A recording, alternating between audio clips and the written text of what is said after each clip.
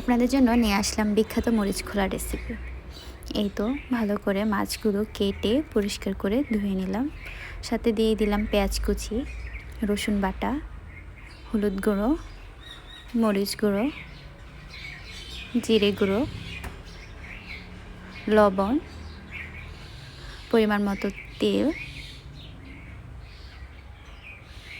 কিছু কাঁচামরিচ। এখন এটা ভালো করে হাতে মেখে নিতে হবে।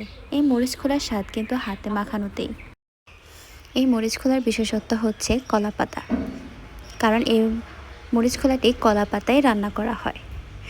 কলা পাতায় মোড়ানোর জন্য কলা পাতা দিয়ে দিলাম পাতিলের উপরে, দিয়ে মাছগুলো দিলাম একটুখানি পানি দিয়ে ভালো করে মাছগুলো আবার কলা পাতা সুন্দর করে সাজিয়ে দিলাম, যাতে সবগুলো মাছে যাতে আঁচটা লাগে। ভালো করে কলা পাতা মুড়িয়ে পাতিলে ঢাকনা দিয়ে চুলায় কম আঁচে এটি রান্না করতে হবে। একেবারে কম আঁচে এটি হবে এবং হয়ে যাওয়ার পরে উপরে একটুখানি